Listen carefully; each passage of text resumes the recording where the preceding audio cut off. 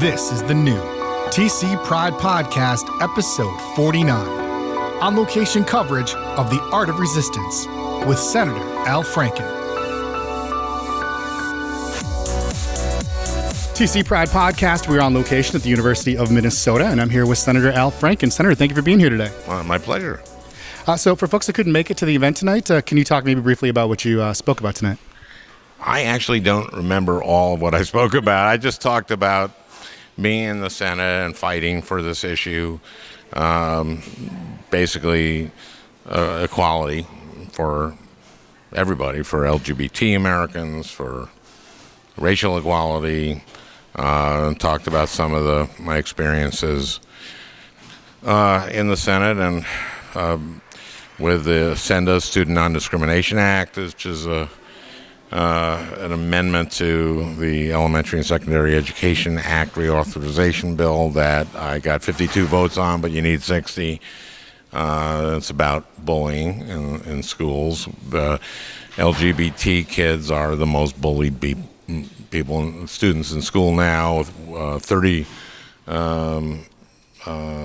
of LGBT students report missing a day of school in the last month because they're afraid to go to school. And you can't learn when you're afraid.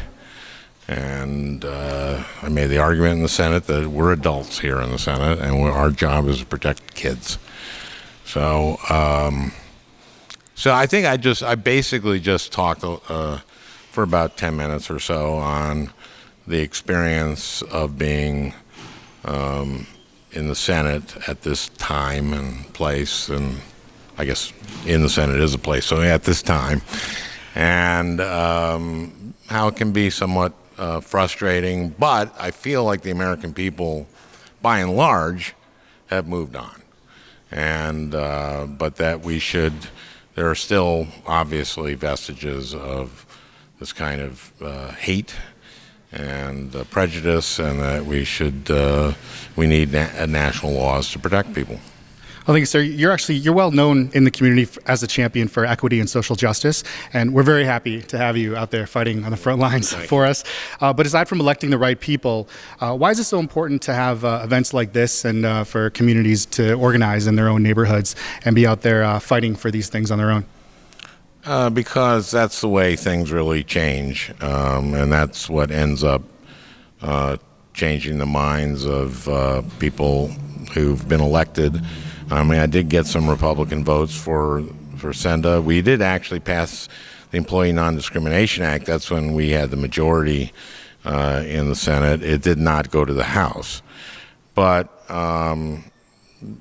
it is... it's the public who very often leads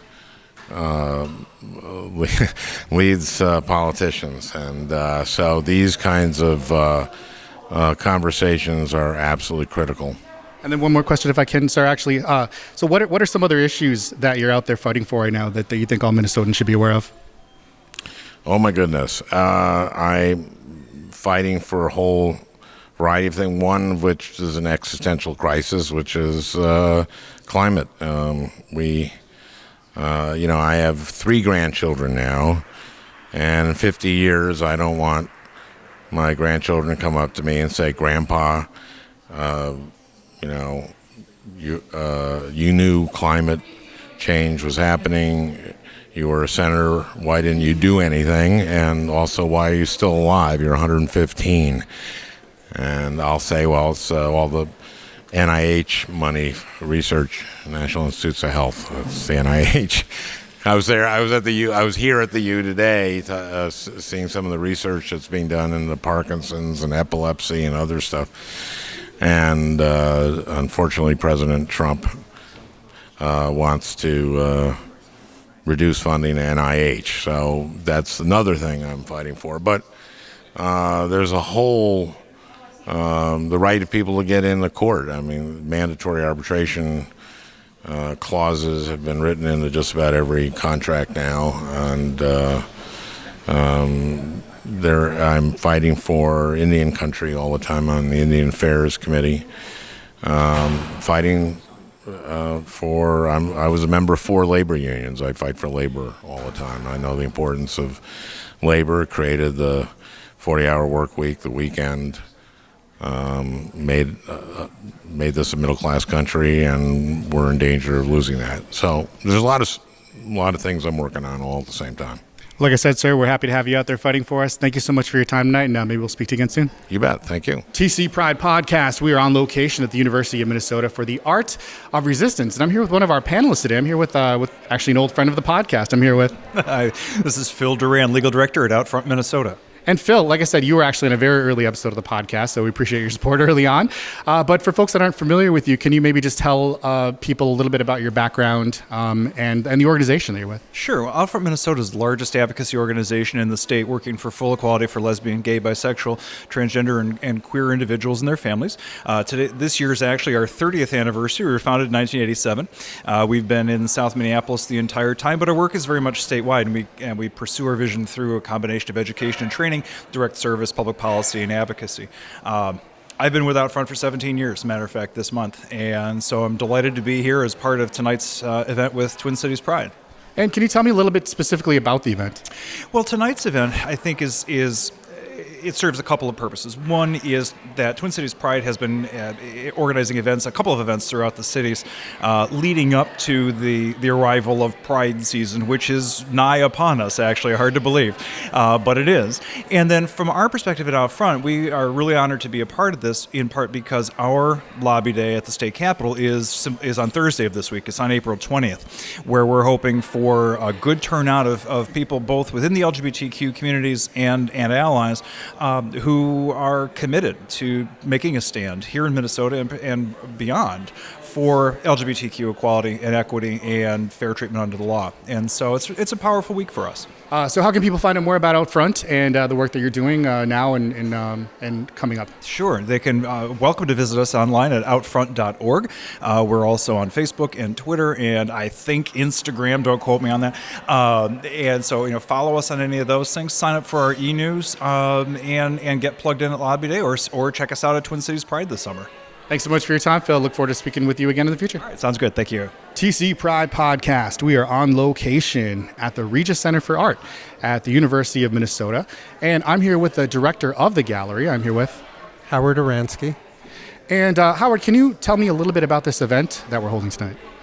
Well, the Twin Cities Pride is hosting a reception and a public program here tonight at the Regis Center on crafting a creative form of resistance that would be inclusive and intersectional given all of what's happening right now in our political and cultural climate. And we are working in collaboration with Twin Cities Pride. They're a community organization that we are delighted to be associated with. And we invited them to have their program here tonight at our center. And also they're working with us on another exhibition that we'll be presenting in the fall of 2019 called Queer Forms. And that exhibition will mark the 50th anniversary of the Stonewall Rebellion in New York and the 50th anniversary of the founding of Free, a gay and lesbian student organization here at the University of Minnesota that was established 50 years ago, the very first one, in fact. Awesome, right around the corner, so good idea for people to kind of keep that on their radar. So we were talking before we started recording, and the actual name of the event is Art of Resistance, and as I understand it, it's kind of a play on words. Can you explain a little bit about that, please?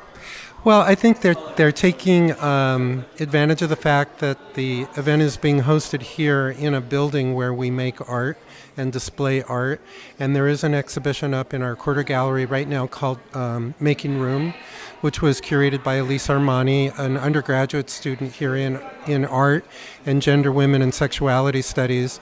And it's an exhibition of queer art that investigates how notions of sexual identity and public space come together and intersect in our daily lives.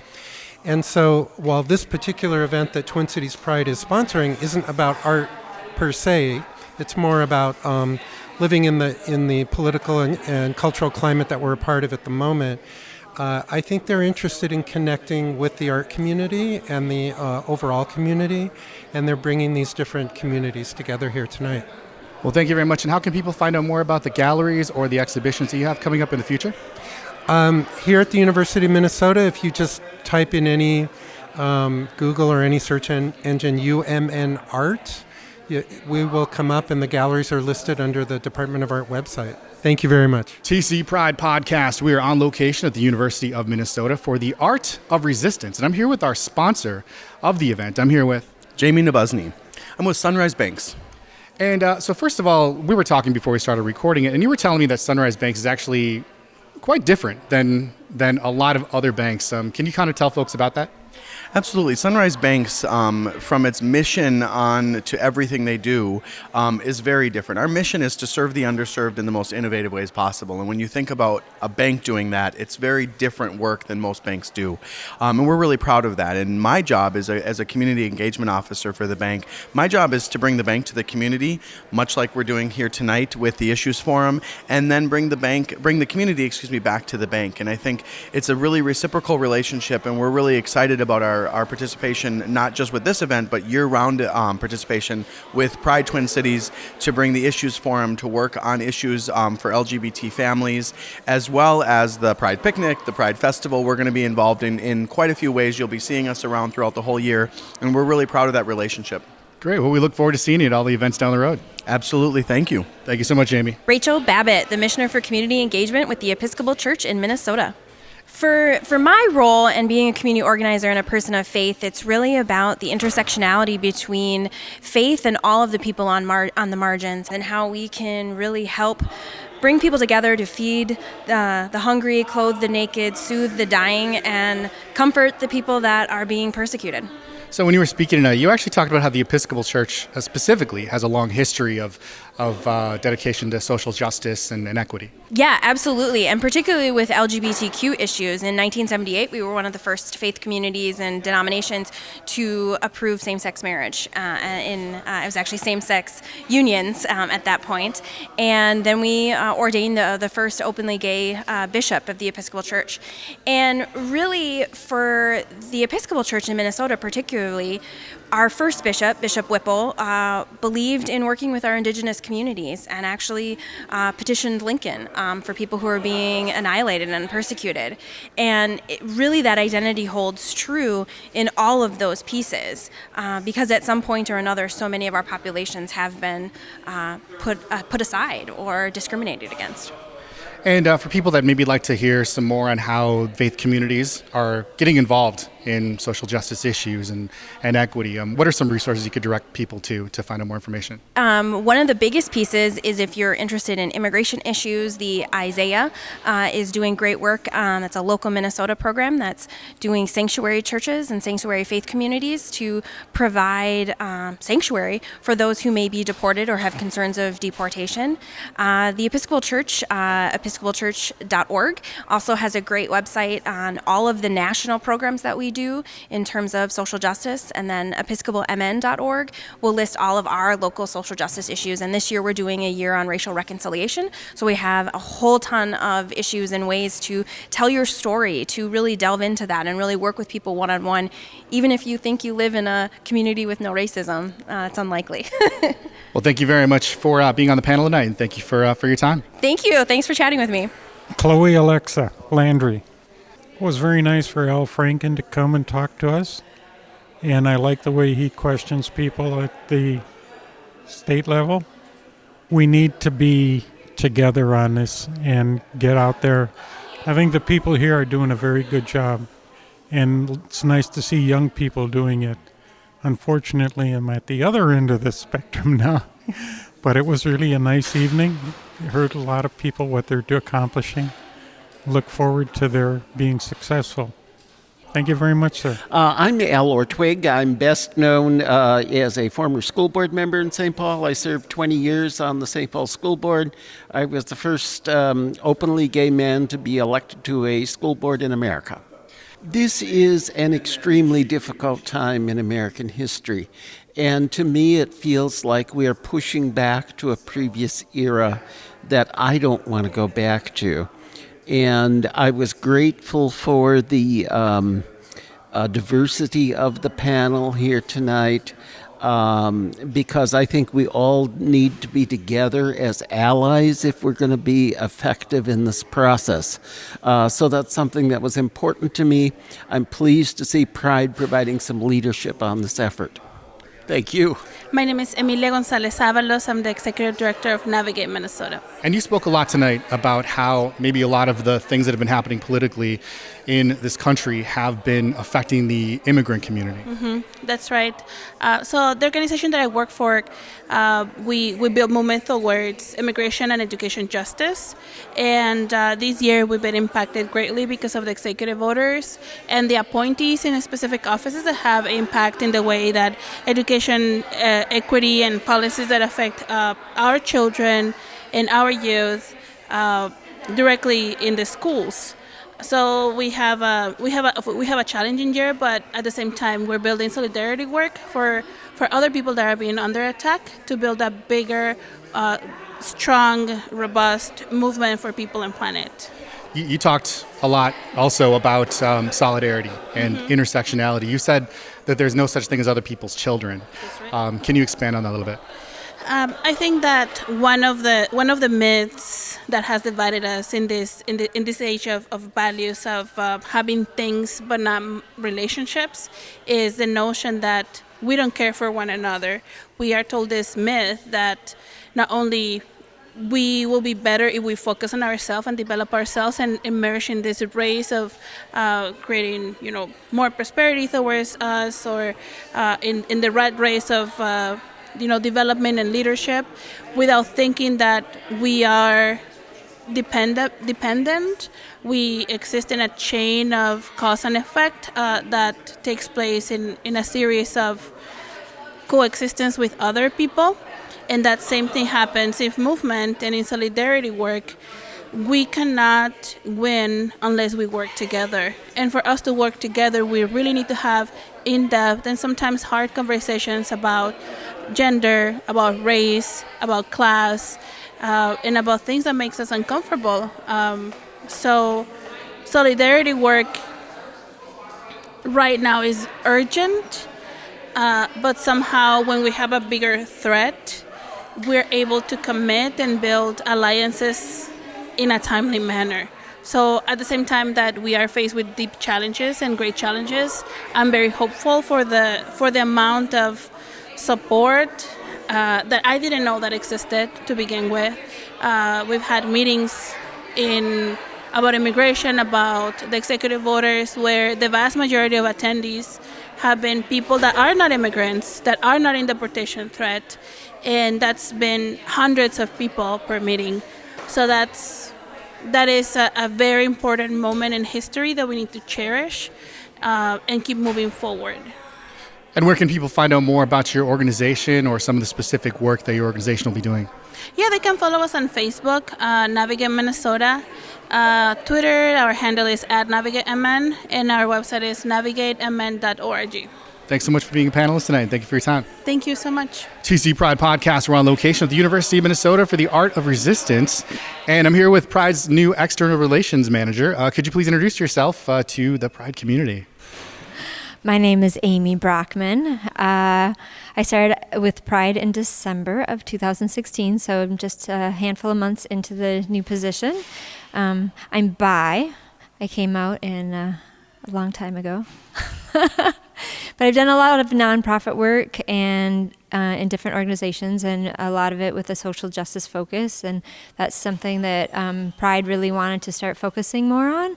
So that was one of the reasons that I was hired, is to do this type of work. And specifically this event tonight, maybe for folks that weren't here, can you maybe talk a little bit about what happened tonight at this event? Sure. So we started out with Senator Al Franken, and he did a great job telling some jokes and giving us some inside information on things.